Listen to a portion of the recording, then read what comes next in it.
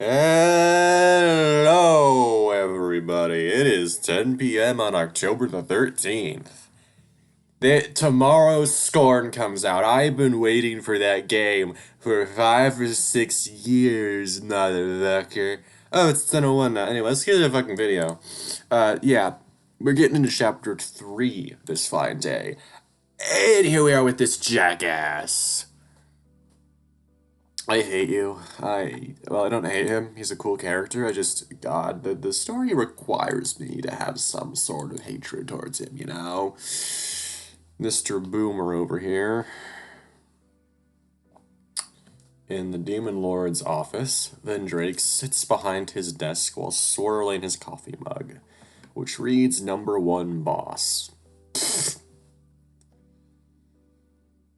Okay, so I just have a thing to say. The last video I did on this game, which was yesterday, I think it was yesterday anyway, a comment was on that one that asked me, what is your favorite character so far? If I have to be entirely honest with whatever your name was, I don't remember the commenter's name, I have to say Amare. The dude's just, I like him. I like my floppas, okay? He may be a bit of a weird color floppa, but I don't care. He's a cool character. I like him a lot. Anyway, another successful day at work complete, having just approved another upgrade to the security forces around the underworld. Swivels his chair around to observe the 2 golden statues that have been recently erected in his honor. Oh my god, you fucking narcissist. Ever since taking on the mantle of Demon Lord, the pot-bellied demon has made a ritual of taking some time to admire his gifts to himself for a job well done. Oh my god, you fucking narcissist. The statue to Vendrake's left is of himself standing proudly, keeping vigil as the eternal protector Vendrake sees within himself. To his right, a statue of Alex's father. Vendrake puffs out his chest while looking at his former master's effigy. My lord. He looks over at the statue. A smile falters as he studies the late Demon Lord's face. A sense that something was not quite right. Is that a smudge up there? Begrudgingly, Vendrake returns to his seat. Creaks loudly under the weight of his ample behind. Cool, he's fat, we get it. A magical circle appears above his left hand, and he brings it close to his ear. Lurks, get in here! What fucking voice should I give you? You're Vendrake. Vendrake gestures top of the statue. Deal with that unsightly spot. I won't have a speck out of place in my office. And have whichever custodians in charge of cleaning my office be sent for re-education. I'm sorry, my lord, but you sent that custodian notice last week. Well, now there are only a handful of them left in the city now, and most of them in recall to serving in torture zones. Oh, right. That one last way. All right. First, get that DM back in there to clean that smudge, then send him back for re-education. Yes, your commander, then your will be aid. Of course not. Do you have the report ready from the Freelancers? Rogers Baffett, anticipating that Vendrake might throw something at him. I'm afraid I haven't been able to get through the other reports. Vendrake shakes his head in umbrage. Not good enough, Knox. I expect better from my number 2. Yes, my lord. It's just there are many complaint forms to go through every day, and I am but one demon. Smoke flares out of Vendrake's nostrils. His eyes remained ever fixated at the second in command. How many times have I told you to just burn them? These lackeys become too salt under Alex's rule. Now even the meager notion of work causes them to bemoan and bother. No, they will learn to become proper demons once more, and they will do so the hard way. Burn those complaints once they are done here, you understand? Yes, my lord. Ox conjures a small portal next to him. Conjures a small portal beside him, and an equally small cream-colored folder pokes out of it for him to grab. I pursued the Freelancer report. Out of the freelancers we contracted since Apex left, each and every one of them report in turn. Vendrake bites into his cigar impatiently. Those freelancers better not be sucking up just because they're on Earth. It's been months of them been set up there. If I hear another failed report... The interior of Endrick's pot-belly mouth grows red, as though ready to spew fire upon the frog at a moment's notice. God. Ah, yes. Oh no, they're not working. How terrible. You're treating them so fucking poorly that they're complaining about their conditions, and they're lazy, apparently. Yeah, you're a fucking boomer stereotype at this point. You're just a fucking stereotype, but, eh.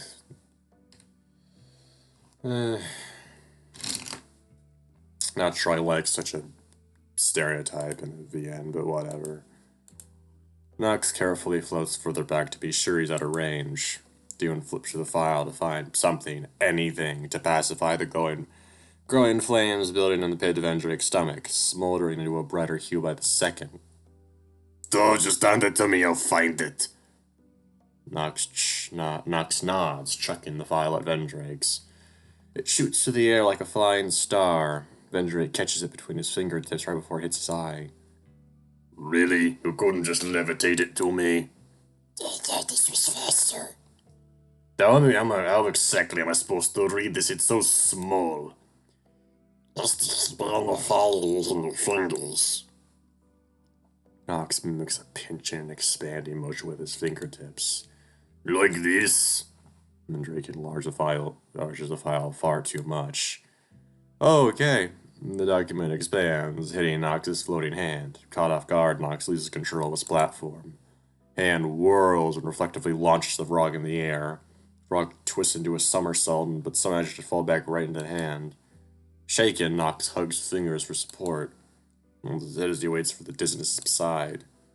Vendrake continues to pinch midair, the file lengthening and shrinking in turn as Knox is poked in the face repeatedly. I do not get this contraption at all.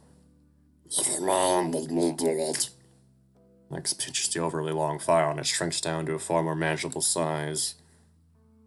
With his amusement settled, Vendrake flips through the document, searching for a particular section. He sits upright now, ears perked up as he leans in closer towards the desk. Flames in his stomach die down for a bit. Look, Vendrake. Take a look. He passes the file back to Knox. Knox's eyes quickly scan through the document when a cold chill grips his heart. The sensation is so alien to him that he just sits stunned at the details of the report. You would ask what this feeling means, but Vendrake has banned him from asking questions unrelated to work. Reluctantly, he forces his emotion aside. He found someone else on a spectrum in one of the red zones. They are waiting for orders to attack. Nick's expression twists into a wrathful grimace. I knew that's what he would think of hiding. You were against it when I suggested we send someone there. It's just no demons are supposed to go as SPSs. We cannot risk our boys' lives. This one in particular keeps narrowly escaping its reason they were assigned to. And it will be glad to give its life in service to the Demon Lord. That is the duty of every demon they should want for naught else. It wasn't for the 100-odd risk assessment documents just to get that one freelancer out there. I would have sent more to the red zone, so you know. People did you? What did you say? I did not Vendrake. Other than I ordered that freelancer to finish the job, I expect Alex's head to be on my desk in 24 hours. You wish so, Vendrake. Knox turns toward the grand door and makes his leave. Vendrake leans back against the seat and kicks his feet up onto the table. A soft smile spreads across his stomach. Just a little longer and he'll be set right. Just a little longer and he'll fulfill his purpose. This goes as planned. I wonder I should celebrate my success. Could use another self-portrait or perhaps... Oh my god, you fucking cocksucker. I hate you. Holy shit.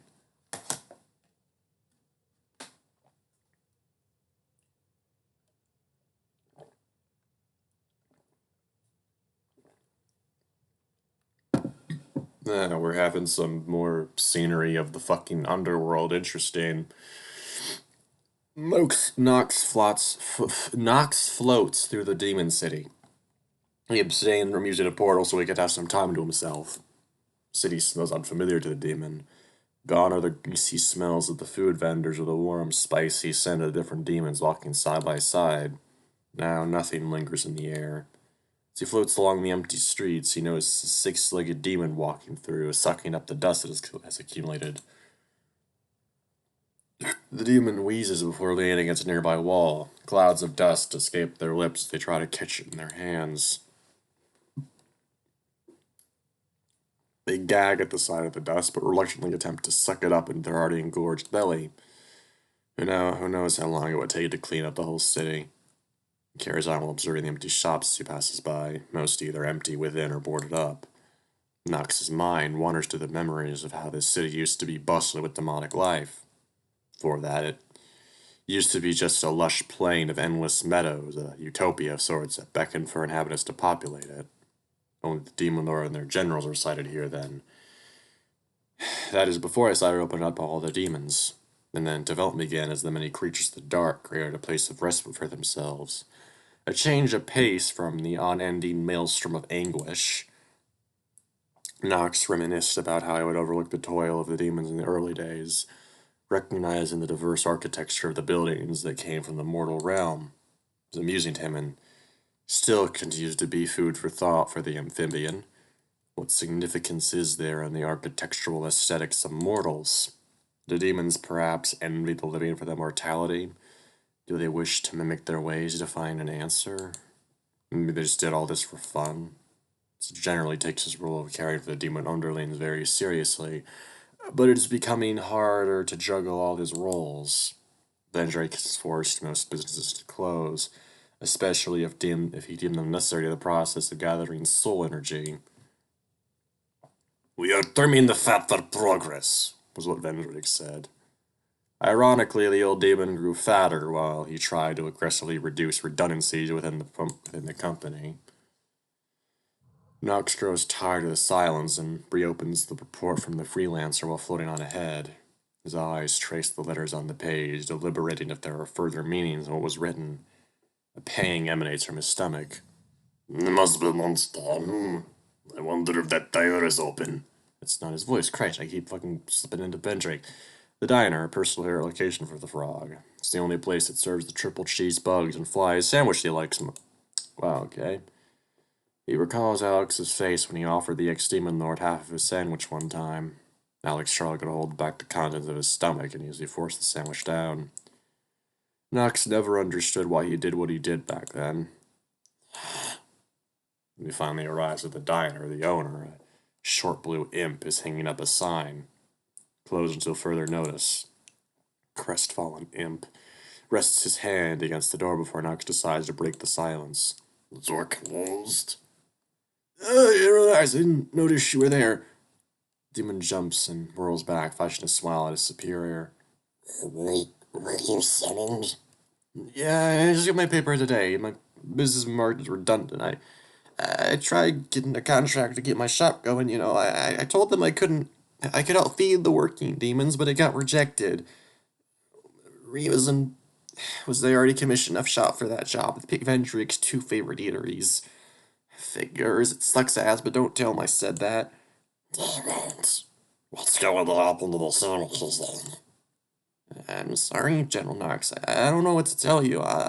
Unless I loosen up on this never-ending crunch, there will be no sandwiches from me. But here." The demon hands a piece of paper to the frog, the size of it small enough to fit into Knox's hands perfectly. He wonders the possible lengths the imp went to write it down. I meant to give it to you when I saw you. It's the recipe of your favorite sandwich. Maybe you can make it when you have the time. It's my thanks for helping me start my business in the first place." "Nothing of it. I was just doing my duty to look out for all the demons." Max glances at the paper in his webbed hand, and he doesn't bother with opening it. Somehow the purpose of making his own sandwich is not what's bothering him. "For this, but it just won't be the same." Demon just nods slowly. "I advise against looking for another place to eat around here. They're all probably busy trying to meet the demands of the workforce on the torture floors." Walks towards the elevator hub. A few steps he stops and glances back. Looks up with misty eyes before finally turning forward and walking off into the distance. Knox croaks loudly as he stuffs the paper inside the file. His hunger is now overtaken by something else. Sour thoughts surface into the forefront of his mind. Relocation of staff in different sectors, a hollow metropolis, the freelance support, and his master's orders. No! Slap himself forever even once down in his duties of the Demon Lord. His feelings have no place in this company. He must fulfill his purpose and obey. That is what I got told us. The portal back to his office, leaving behind the ghost town and his memories of a better time. Well then, we got some characterization for the frog, Brunox. It's fun.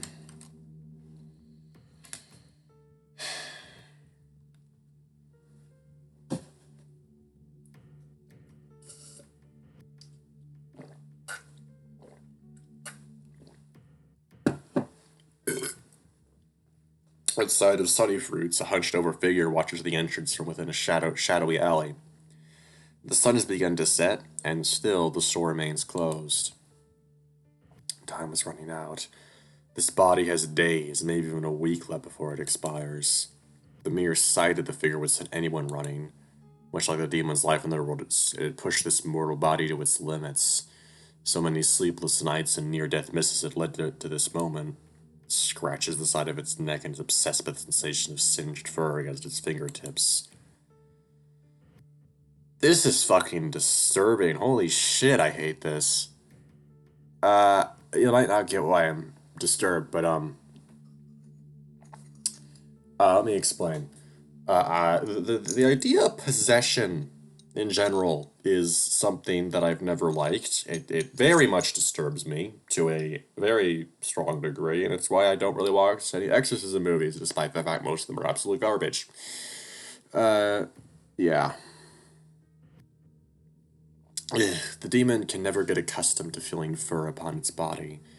It begins scratching feverishly all over now, raking against the flesh under the fur. Oh, come on, how long does it take? Come on, how long does it take to open a blasted shop? Miser wait for Alex to show up with its weapon tucked in a pocket. Freelancer is itching to let it loose and return underworld. Dare not disobey Vendrake. As much as the creature detests its new employer, there are worse fates than being worked down to the bone. Just then, he sees his target. Okay, that's fucking cool.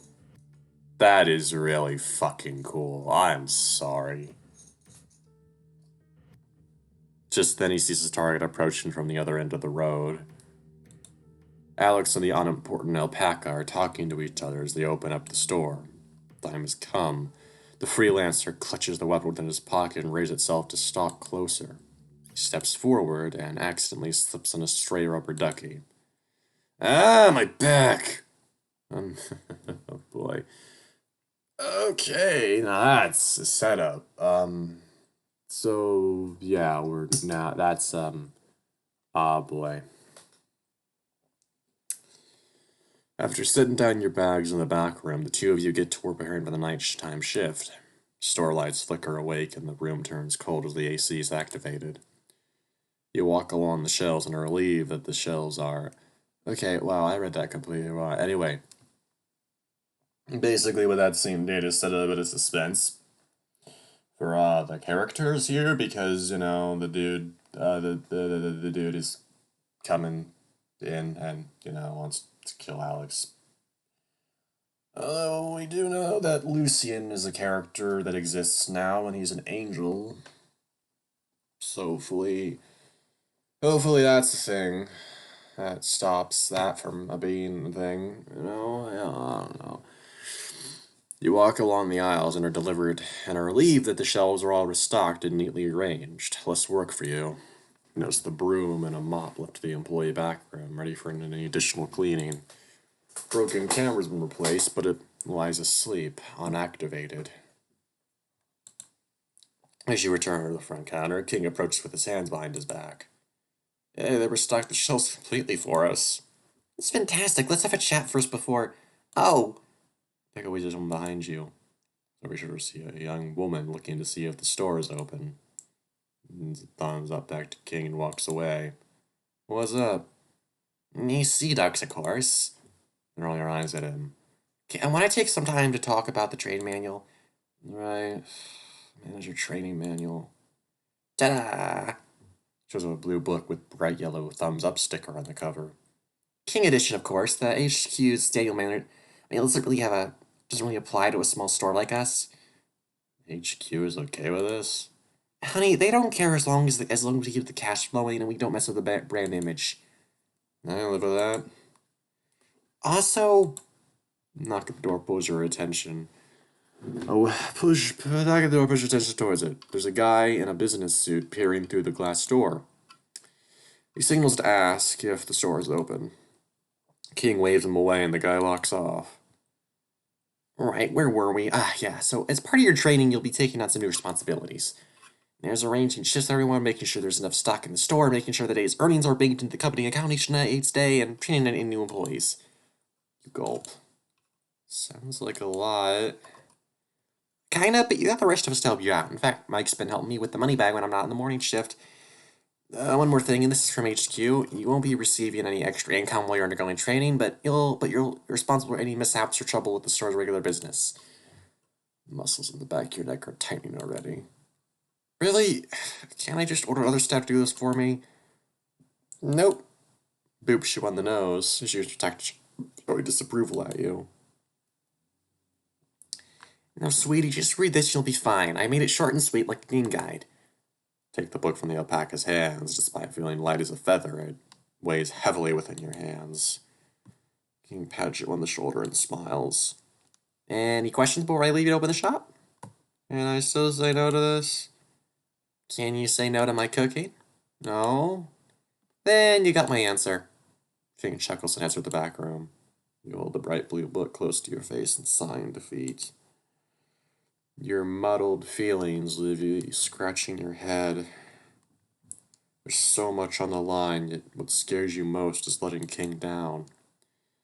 You set the book down on the counter and you sense something looking at you. Turning towards the door again, a hunched man glares at you intensely from a short distance. He then closes the gap, slowly walking towards the store. Verse stands on end. At the side of his ghastly face, you think the guy is a fox, or a fox that was run over, to be more exact. Sorry, we're not open yet. Sounds your tone. Although you gesture to exaggerate your message, you could use it to stand there. What's with this guy? His hand reaches out for the door before walking in. Hey, I said we're not... This other hand, the figure holds out a demon eye the size of a grapefruit, its iris fixed on you. You freeze. Your brain instantly makes the connection. This time, it's a real hunter, a freelancer. He holds the eye out and the pupil sharpens. He's getting ready to fire. Hey, come on, we can talk this out. Freelancer stares on flinchingly, closing it, approaching as he squeezes the eyeball tighter. There is nothing to talk about. Closer towards him, your gaze never once leaving the eyeball's pupil. Come on, there has to be tons of things to talk about. How are things in the underworld? Sees what you're trying to do and squeeze the eyeball harder. Hear the humming sound as the eyeball starts to glow at the center of the pupil. Still too far to snatch. It saved us a lot of trouble. You just died that night. Maybe that's a sign I should keep on living while I break the winning streak, I say. Eyes remain focused on the weapon, a sharp light close into the pupil, a high-pitched sound beginning to ring out. Just a little more. Look, you don't need to go through all this trouble. What if I can give you some hair? Maybe that would be enough to say I'm dead, then we can all be on our merry way. No idea the agony I went through to get here, and now it ain't. You lunge with the freelancer's arm. Grabbing hold, you shove it upwards, throwing his aim off kilter as the beam shoots into the ceiling. Dig your claws deeper into the freelancer's wrist, trying to force him to drop the weapon, but the demon does not relent. He bellows in pain and throws a punch into your face, but you catch the hand just in time. Locked hand in hand, neither of you can make a decent move. Both of you struggle to overcome one another. One flying to complete his mission, the other to survive. Alex, what's that noise? Don't come in! Your eyes wide in fear. You can't let King get involved. Swig is led backwards, letting a powerful blow at your stomach. Your gasp was the one that's knocked out of you, but your grip does not loosen. Tell by kneeing him repeatedly in the groin. They yell out loudly and recklessly far into their beam that cuts across the floor. Both of you finally break free. Just to stumble backwards, arm flailing to rather gain your balance. Lester twists his knees as he covers his family jewels. He raises the eyeball again as he looks up at your already major move. Dashing towards him, you cover this with a broom you manage to snatch and smack the eyeball from his hands. 4! Flies in the air, then bounces among the wares on the shelves. Bring down the ring on your foe's face, then make a run for the weapon. Hear a loud hissing followed by a thud, but choose not to look back. Ahead of you is the eyeball nestled comfortably in between a row of chips. Need to destroy it, but how? Thoughts are interrupted by the sound of loud footsteps above you. Turning your head up, your jaw drops. Freelancer on all fours, crawling like a spider, rushing to his prey, their eyes more bloodshot than before. Breathing is erratic and every fiber in your body tenses. It's a race to the eyeball. Freelancer leaps ahead and snags him before you do. Nearly manages to turn and start your retreat toward the counter. Not gonna make it! Sharp hum of the weapons fills your eardrums once more. This is it, this is the end. Close your eyeballs and hold your breath, your mind desperately hoping the beam will miss when suddenly you feel a powerful force push you away just as you step out of the aisle. Fuck you, no! Fuck you, bitch! Nah, no! Fuck off! As you fall to the side, you see King's wide-eyed expression, then the beam hits him in the side of the chest. King! Oh, shit. Okay, he's... Oh, fuck. Slide over a small body and cradle him in your arms. King, say something! He squirms in your arm, panicking. Sound of the weapon rises in pitch again. Close to yourself, shielding from the approaching foe. Footsteps seem to echo loudly as he gets closer and closer to you. Into your eyeballs tightly, you scream in fear. Die! Squeeze your eyeball again, but nothing happens. Instead, the light coalesced around the pupil dissipates and a buzzing sound goes off as an error message flashes. Warning, error code 69. The eye has been fired on a living mortal. Ejecting demon now. But no, he's right there, I can't... Ejecting. Bright blue sparks fire out of the eye, shocking the freelancer's entire body. It screams and shudders in pain. The host's body collapses to the ground, however. The red outline of a demon is standing on top of it. The eye then turns you and blasts it again with electricity before sending the demon falling beneath the earth. No! Drained of its power, the eyeball falls and rolls over to you, but you don't notice. Oh, of course, this is when you do the fucking first CG. Fuck you. You open your eyes and see King filling his arms about. Alex, I can't see what's happening. It's all black. King, I'm here. Everything's gonna be okay. I'm taking you to the hospital. I can't. Alex, I can't feel my legs. Looking over, you see King's legs slowly disintegrating into nothingness. Oh no, not King. Vlas must have done something. We need to get you. We need to get help. Us, we gotta get you there. Try to stand up, but your legs buckle under the immense pressure of fear overwhelming you. What are your feelings seemingly pull you back down to the ground? Alex. His soft voice calls out to you, but your mind is fixed on getting to the door. Oh, I can make it. Damn it, move, you stupid legs. Alex. Ren's loud cry forced you to look at him. You're on the verge of tears while he just looks at you with a weak smile. It's okay. No, it's not. None of this should have happened. It's all my fault. Incineration envelops his chest and accelerates further. Oh, don't say that. I'm glad you're safe. In the ragged breath, your voice cracks. You repeat his name. King. Sure to eat your meals right, okay? Please tell my parents I love them too. Oh, King. Please stay with me. I can't end like this. Alex. I'll save you. Just hang on, King. He fades away with the rest of his body. King is no more. King. No. Like this.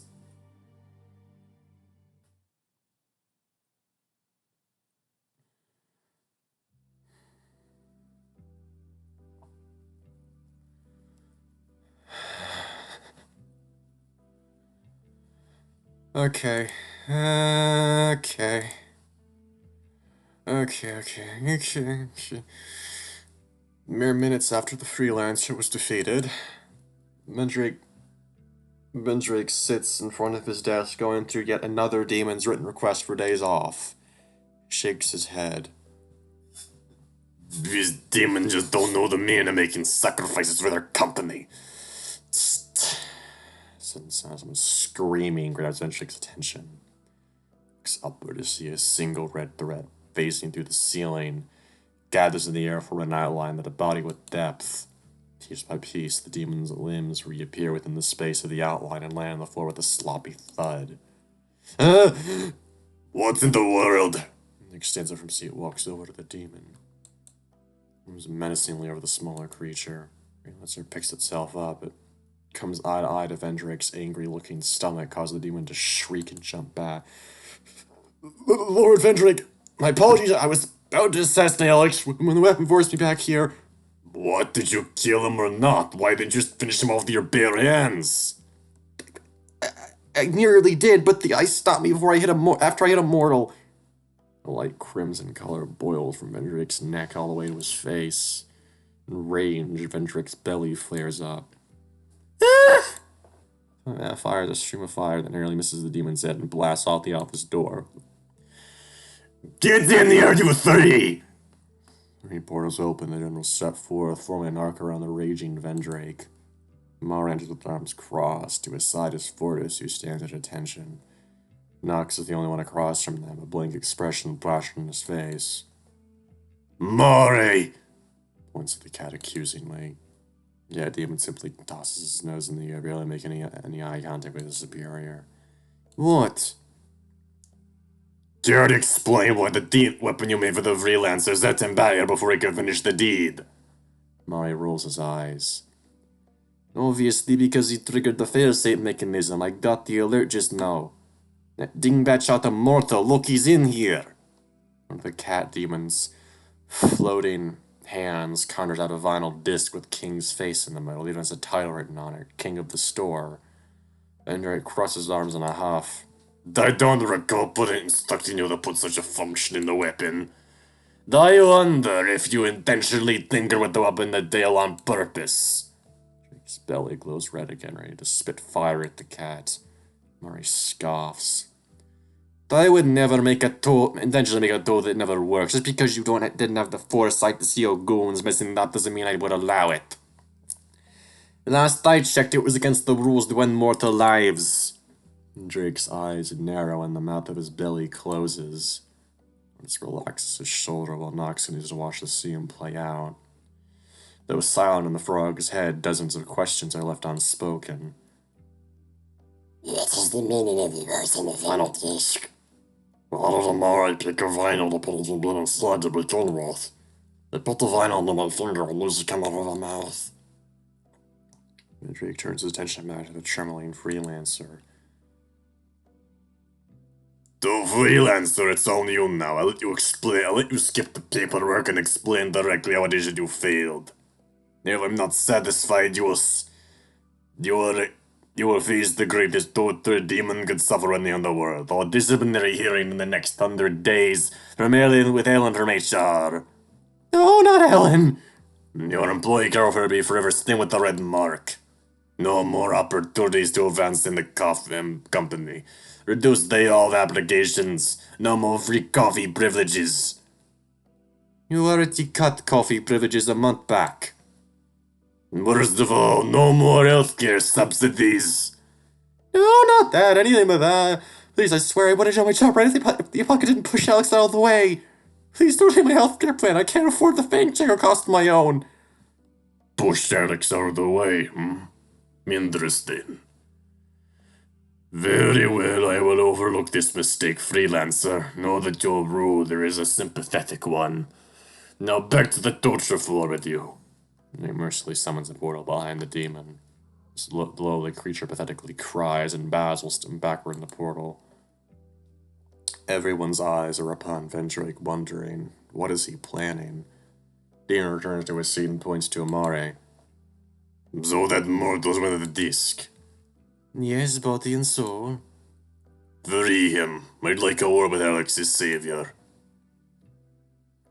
You can't do that. He'll see us. He'll see all of this. Living mortals aren't supposed to be here. Silence, Fortis. I wasn't speaking to you. If you had time to run your mouth, you would do better to train your brothers to guard the gates more efficiently.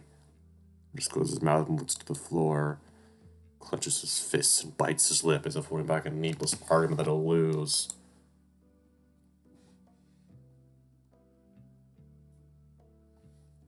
Amori, I just want to talk to little mortal. Help the mortal process what he saw. Now do as I say. But I don't have another way to put him back in the disc after I take him out. If I blast him again, well, maybe he'll be forever stuck in the next disc. No buts, or it will be your butt going for education. The rest of you better keep your mouth shut while I do my job. As if they're all the regenerate like a school teacher telling their students off. Do it! Tss. Puts a pair of gloves and sets the vinyl disc down in midair. Brings a finger close to its surface, just barely touching it. The disc now starts to spin slowly, vibrating and playing a gentle tune out of Amare's gloves. Then, with a few quick turns of the disc, the tune changes as its thin green notes spin out of the grooves. The melodic notes gather before the group, spinning rapidly. The manic tune precedes a bright, blinding green hue, out of which King appears. What? King goes out of his pants and looks dumbfounded at his surroundings. His knees are trembling to the side of the four vicious-looking characters staring at him. Their unusual eyes and appearance lead him to one conclusion. Oh God, I'm in hell! Mrs. Pumpkinarly breathes rapidly. Oh my God! Welcome to the underworld, mortal. This may seem alarming to you, but be assured you are very much still alive. I'm alive? Oh no, I left it said early because I took that extra free sample at the store the other day. I swear I didn't know it was such a thing. No, mortal, that is not why are you here. Let's start with something simple. What is your name? I'm King Dolmeric. Nice to meet you, King. I am Vendrick the Demon Lord, and these are my generals who help govern this realm. Do you remember anything that happened before you arrived here? Last thing I remember was the store. I got shot. Yes, that was unfortunately a mistake from one of our freelancers. It was after an escaped fugitive, you see. Fugitive? Yes. A demon who may bring harm to the balance of our world the longer he stays on Earth. What are you talking about? You know who, Alex. King's eyes widen. No way, I know Alec. He's my friend. He's not a demon. It's what he wants you to think. He's only using you to hide his tracks. Why else would he keep this a secret from you? How long have you known him? And you really trust someone you spent so little time with?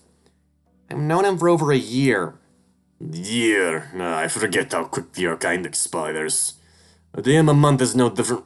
A year is no different from a month. Don't you think something is off? Why would you end up here talking to us, beings of immeasurable power?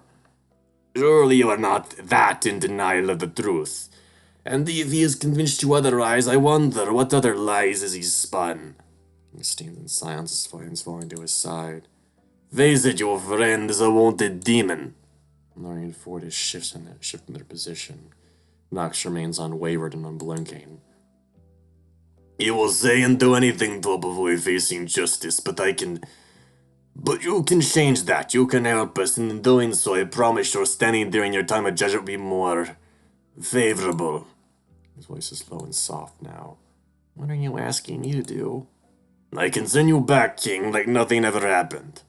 I just asked you to help me finish the job. We'll give you the tools you need. It won't leave any amiss.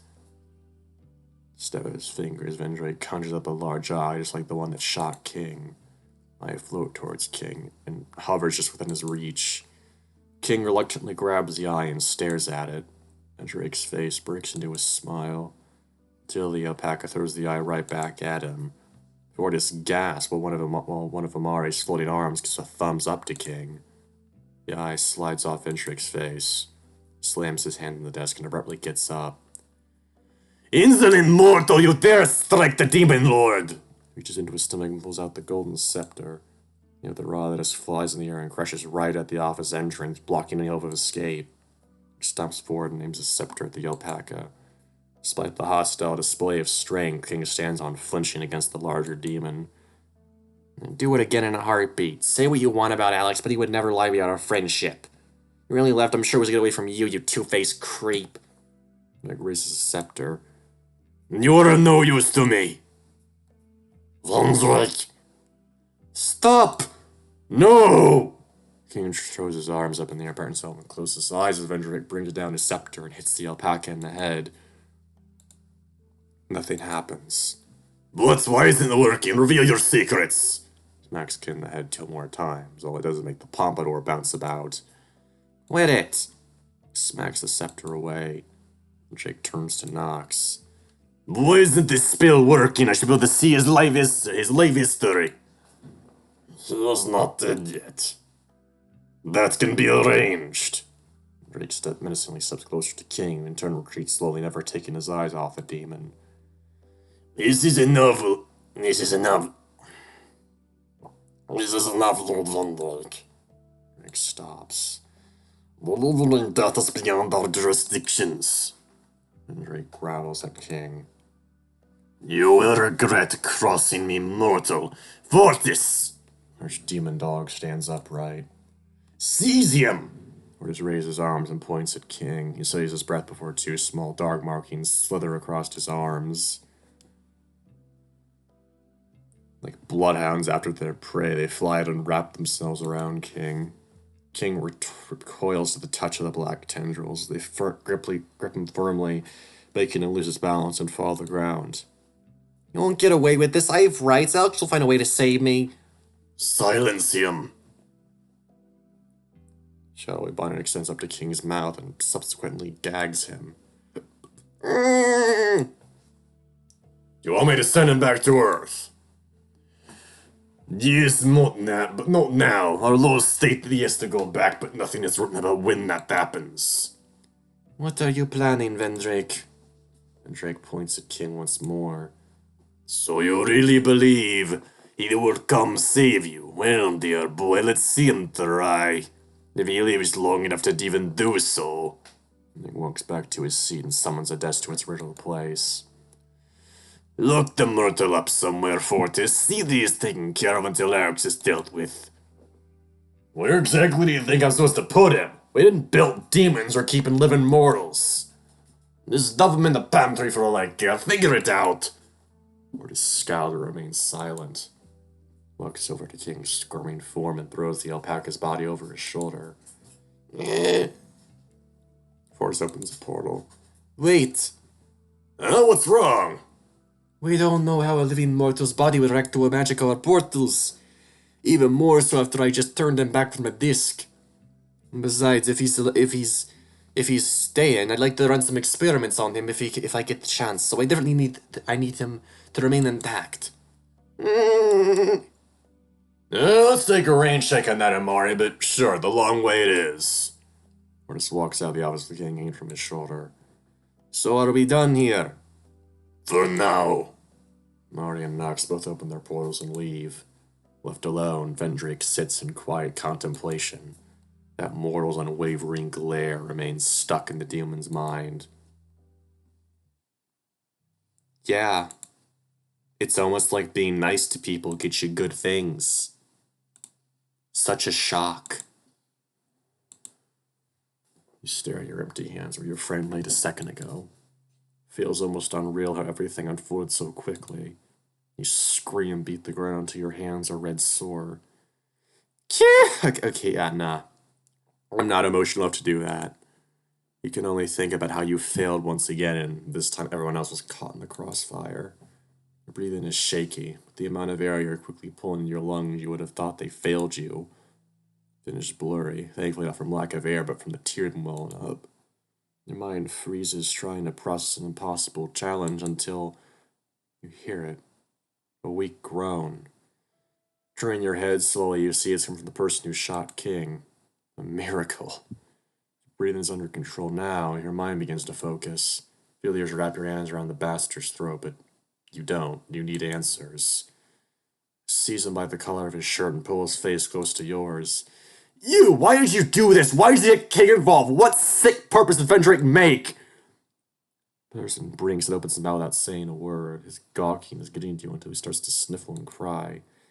I don't know what you're talking about. Where even am I? You killed my friend. Why'd you make a contract with a freelancer? Kill. I don't know anything about that. I just wanted to prove my friends the ritual's fake. Raise to your feet and drag the pathetic person out the door by throwing him onto the street. If I ever see you in this town ever again, I'll say another word myself. Person screams as he crashes in the pavement before running away. Wow, jeez. Still back in the store. Your legs begin to buckle as you're forced to grab on the counter to hold yourself up. Thoughts and emotions return like an unwanted guest, knocking eagerly at the door for you to open it in your mind's eye. You clutch the left side of your chest. Huh? Your ears pick up the sound of something vibrating. Scanning the room, your eyes fall upon the weapon left on the floor. Walk over and picked up the cursed eye. The device starts to shake from the force of your grip. You want to throw it hard against the wall and be rid of it until you realize that something is split across the eye. A blue text reads, "Unknown non-demon entity sent to Amari Labs for investigation." You blink several times and reread the sentence. It's sent King to the underworld? He's not dead! The news revitalizes your spirit. Without a shred of doubt, you decide you need to get to the underworld and bring King back. How do I get back down there? A brief spark of hope is at risk of blowing out. Even if I get there, I doubt Vendrick would just let me leave that easily again. I need help, but who? The angel Lucian. He was sent by God. He could be a powerful ally. But what about Mortis? He's been in this town for a while. His tricks and knowledge of magic come in handy. Maybe he knows a way to save King. Then again, the two of them would have had their own agendas. Both want something from you. Maybe it's better to call in the favor of Toast Dojo. Wait, what? I'm gonna save here. Yeah, I'm gonna save here. Cause, yeah. Okay. So, our route options are Lucian, Morris, and Toast. Interesting. I'm gonna go with Lucy. I'm certain that Lucian can help me. You rush to the back room to get your bag and head out of the store. Only to remember you can't do that and leave the store closed. What am I doing? You pull out your phone and call Mike asking him and his sister to cover your ship to an emergency with King. They agree to help without asking too many questions. You quickly clean up any possible mess there was at the scuffle. Another pair come over. After the pair come over, you take your leave and head for the Lazarus warehouse. Night encroaches with every passing second. You walk as fast as you can to your destination, all the while your mind is pestered with thoughts of King being imprisoned or tortured in underworld. Once you arrive at the gates of the workshop, you see the crowd of workers exiting the premises. Warehouse takes on an orange hue from the rays of the setting sun. Its building is wide enough to fit an entire football field, and King once told you this is where many eateries, such as the shopping mall and Sunny Fruits, get their produce. From the sea of blue-collar workers, you spot Lucian waiting at the other end of the gate, looking at his feet. Wait for the crowd to thin before approaching him. Lucian! Nog turns to you and smiles. Alex, you came. Finally. I've been waiting for so long, people started throwing coins at my feet. Ready to return and settling it back at your job? Right, about that. Listen, can we find somewhere private first? He notices the serious look in your eyes and stands upright. Alright, come with me. He leads you around the compound's exterior to an alley filled with shipping trucks lined up back to back. They're making sure no one is around. The angel leans against the back of one of their vehicles. You uneasily focus on his feet rather than meet his gaze. Why do I get the feeling this isn't about going back to the underworld? There was an attack at the store. The angel raises an eyebrow. What? A Freelancer came and it shot King. Freelancer. Yes.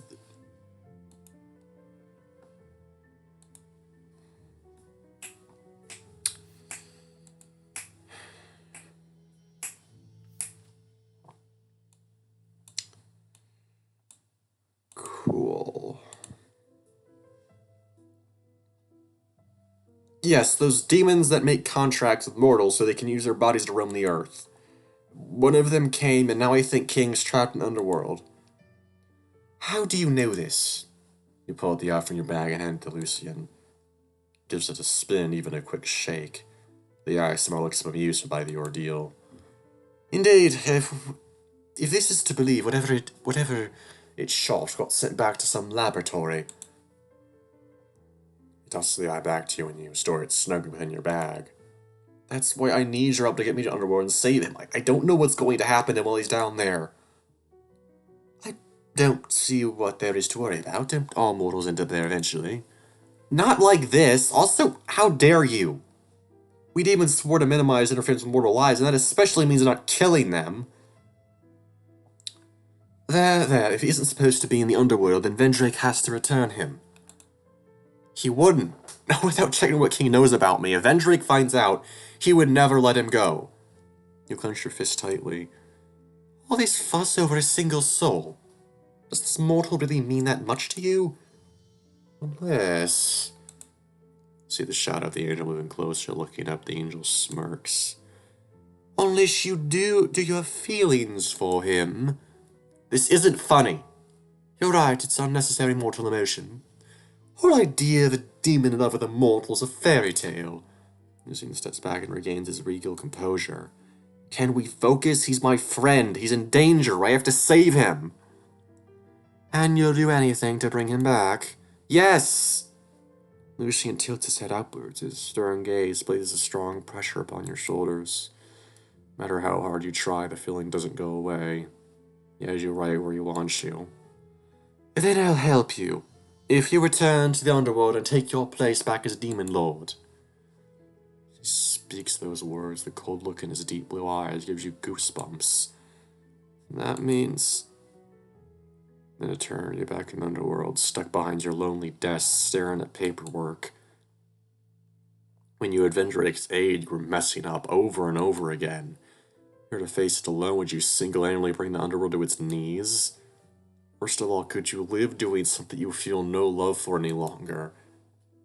Your lips tremble at the thought of going back. Silently, you slip your hands behind you. Okay, I'll go back if you help me save King. Lucian's tail wags happily. Perfect, I can't report back to Gary. He'll be so ecstatic. Maybe he might even consider me for Good Boy of the Year. You simply look at him without saying a word. He remains unaware that you have your fingers crossed behind your back. Where do we go from here? To your home. What, but King... You are in no shape to be doing anything else for now. No, wait, we don't have time. We need to... Lucian flicks a finger on your forehead and you fall onto your back. King isn't going anywhere and you know it. Now, let's go back to your place so you can rest. There's much to do before we get to reach the Underworld, and I need you in one piece to do so. You have nothing to say. Getting that feels like a monumental task now. Maybe he's right, not that you would admit it to him. Extends a hand out to you to help you up. Fine, but you're sleeping on the sofa. I don't mind, as long as I can finally take a hot, warm shower. You're way too relaxed about all this. Au contraire, Alex. Au contraire, Alex. The smell of grease and gas is starting to fuel my clothes. So unbecoming to me. Really, your clothes? Forgive me, but us angels are more sensitive noses than others. He's close to sniff you and pulls back. His face is pale as a sheet. To your right arm and smell yourself. What's this deal? I'm at the warehouse. Entrance, you managed to hail a cab to take you both home.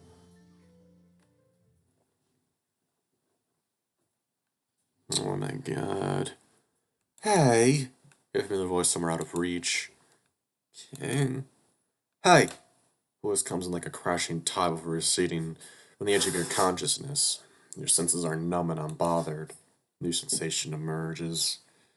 A growing tightness that pushes down your chest, soon accompanied by an aching weight that breaks your stasis. Wake up!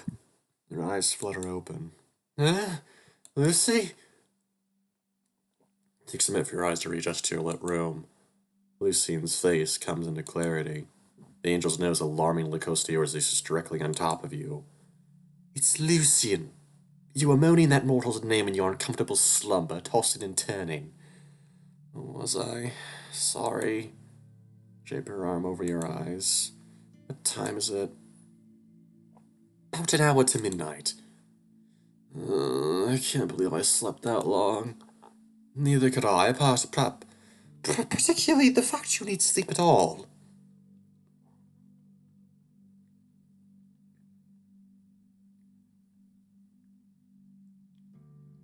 Lucian pulls himself back and stands.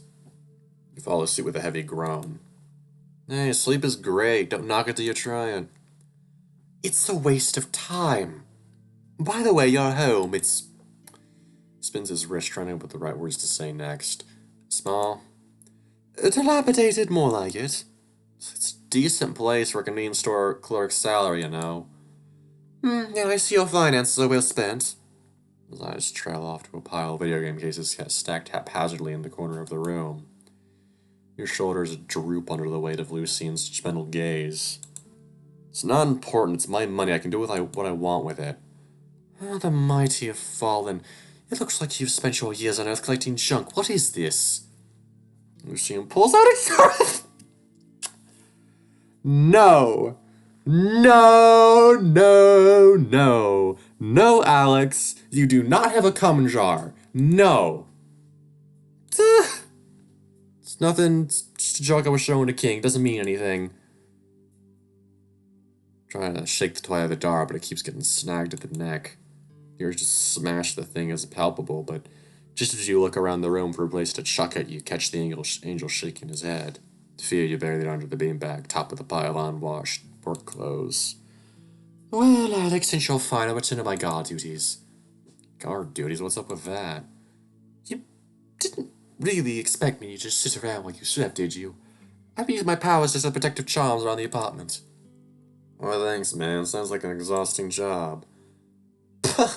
A few dozen charms is nothing for an angel of my caliber.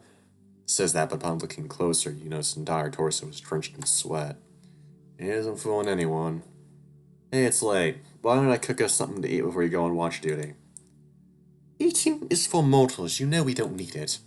Hang on a minute. Are you borrowing someone's body? No, this is my own. And you haven't been eating or drinking since you got here. Nobody ever questioned that. It's not like I stopped to talk to the locals. I was too busy searching for you. And now you found me, you'll stick out like a sore thumb in town and people see you avoiding food like the plague. Lucian throws his nose in the air. Preposterous, I'm Gold's best angel. I don't need to put up an act, and I most certainly don't need food. Yeah, here's the demon lord here. Far more than when Gary Ash would better give me a glowing appraisal for being so receptive to your needs. Shake your head. Now sit right there, I'll get us something. Sauntering over to the kitchen, you let a long yawn. Sleep was not enough to refresh you completely. You peruse the cabinets, contemplating what to make. Some instant will be easy. Aaron reaches for the cupboard and pulls out a little silver kettle and a cup of instant noodles, miso flavored. Gentle bubbling noises above boiling water dulls your senses. Through all that's happened, the normalcy of cooking offers you a brief respite. A few minutes later, you walk out of the kitchen, a piping hot cup in hand. How long is this video? Oh, it's basically an hour long, 1 minute to an hour. So it's gonna be 11 when I finish it. Well, no, it's not right. It's already 10:59. You motion him to join you, sitting on the floor. Here, eat this. Rich take the spork and cup from you. What's this? It's instant noodles. Considering you haven't eaten anything before, I pick out something odd for you. Miso flavor. Raises the cup and stiffs around the rim. I smell seaweed, some spring onion, and something else I can't put my finger on. I don't quite smell any yet. The noodles are gonna get soggy. This still feels ridiculous to do. It's one of the best ways to blend in with everyone here.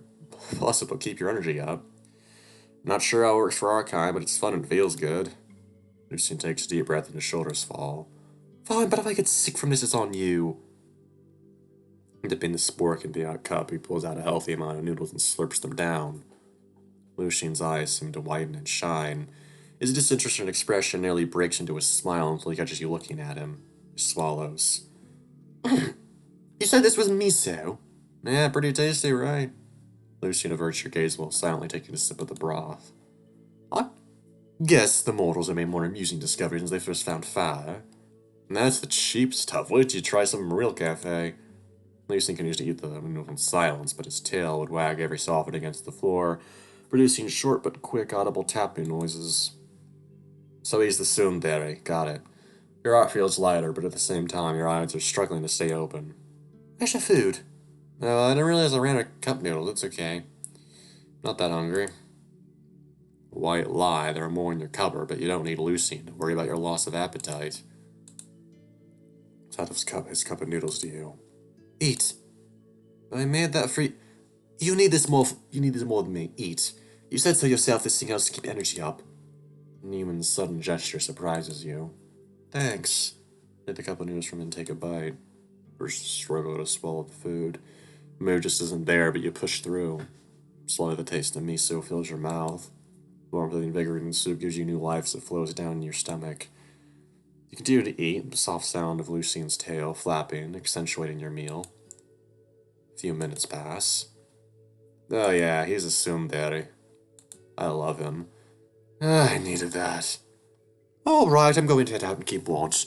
You just rest up. Come morning, I'll let you know what we need to do. Okay, thanks. I'll just lie here for a bit before going back to bed again. Lucian stands up and leaves you to your thoughts. Outside, the cool night breeze blows against the angel's fur. It's almost time for the meeting. He's trying to make sure he's alone before climbing on the handrail of the balcony. His hair and ears flit ever so slightly as though carried by an updraft. He steps forward but remains suspended in air. A pair of white wings sprout out from his back. Looking upwards, it begins to descend at a speedy pace. It's not long before the angel picks up speed and zooms upwards past the apartment roof and towards the clouds. Sound of rushing wind fills his ears. Before he could graze the clouds, the pull of gravity brings him back down. Ah! Lucian plummets back to the earth. Fly! Fly! Fly! Lucian concentrates all his mental faculty into reactivating his powers. Just as the apartment roof comes into view, his wings reactivate again, and he manages to halt his fall. He glides downward onto the apartment's tiled roof, nearly tripping as he lands. His breathing is erratic. What's going on with my powers? He looks at his trembling hands and clutches them tightly. The angel stands in silence for a minute, we're taking one long breath. This is just a little setback. Bentley ties up his hair and straightens his shirt. Nothing I can't handle. Dog snaps his fingers and a bright yellow ring forms right over his head. Lucian drags the halo to his front. He taps the left side of the halo and begins to ring. Okay, sound confident, make a good impression. Just say hello with confidence. Hello, Lord Gary, The halo connects to the other person on the line. Go for Gary. Yes, hello. Hi, Gary, Sir Lord, I have a report to make. Whoa, cool your jets here. Who am I talking to? Lucian's mind goes blank for a second, but he manages to recompose himself. Right, sorry, it's me, Lucian. Lucian from the kitchen department? No, I'm Lucian, the angels you sent to find.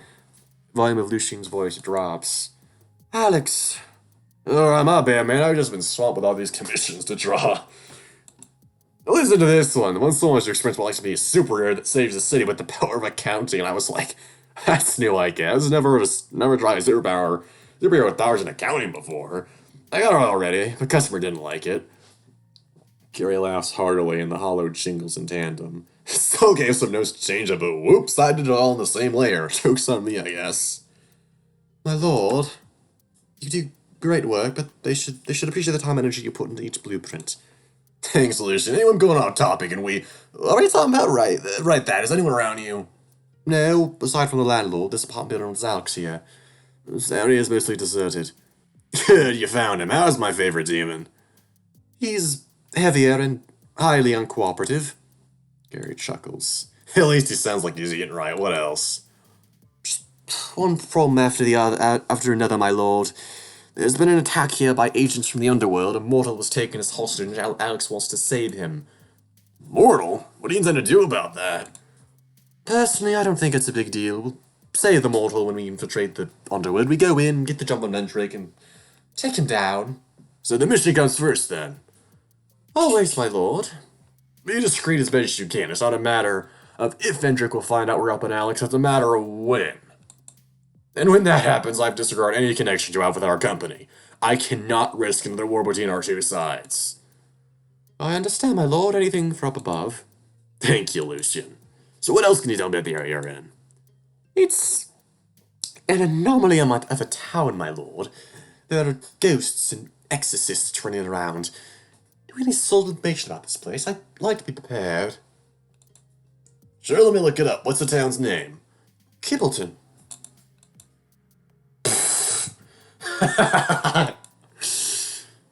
Lord Gary? Sorry, I'm gonna funny if I don't mistake. Mental note on show. Find out what video Gary finds funny so I can find more for him. Interesting. Sounds like another single soul from that town. What does that mean?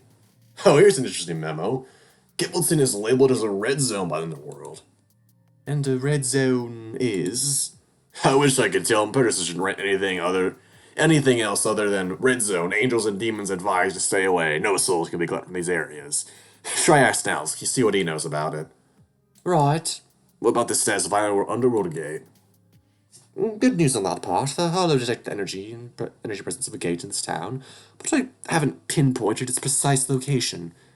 A gate in a red zone area? Pretty peculiar, don't you think?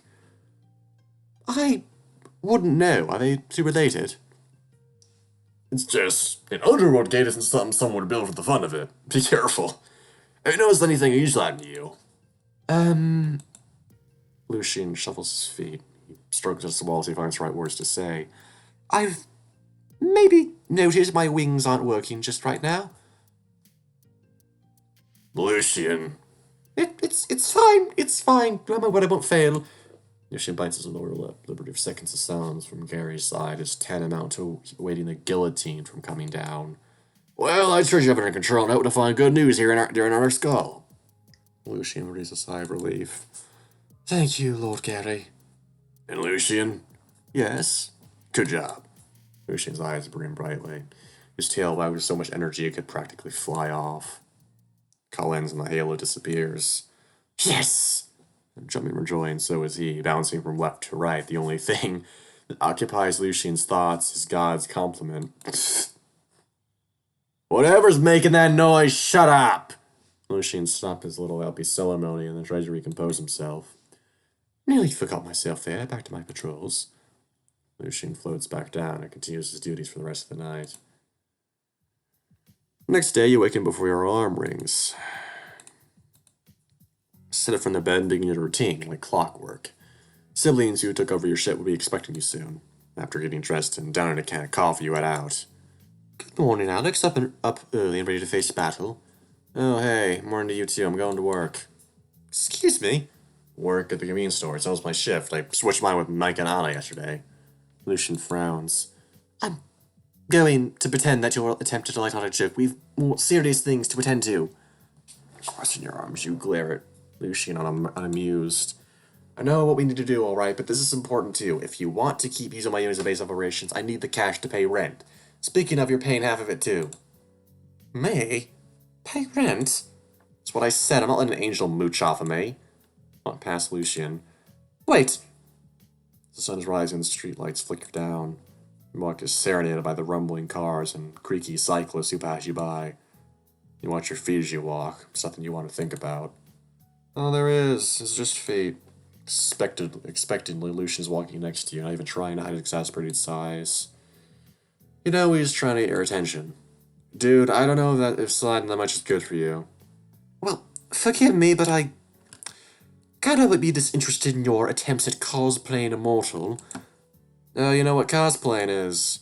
I've overheard what the souls have mentioned. I've been blinded by lies so great that every fiber of your body and mind believes you're someone else. No, absolutely no. No. Also, I am not cosplaying. This is my job. You of all people should know how important fulfilling your duties is. Then, what duty are you fulfilling by hiding here all these years? You stop walking and glare at the angel. Looks back at you unfazed. You know what? I'd rather we talk about your plan to get us to the underworld. Lucian smirks and tilts his nose upward. Finally, a better use of our time. So after talking to Gary last night, you talked to Gary? Why wasn't I involved? Both because you're walking to the stair. Gary is busy running up a butt. Besides, he wants to keep everyone safe. The less he is directly involved in what we're doing, the less we risk a war with Vendrake. You frown. Somehow the idea that you're only ally in this whole soul business avoiding you does not sit right. So what'd you guys think of? Well, sticking to the original plan, we'll find an underworld gate and use it to get you home. An underworld gate? You know about it? Then a downward open palm while rocking it slightly.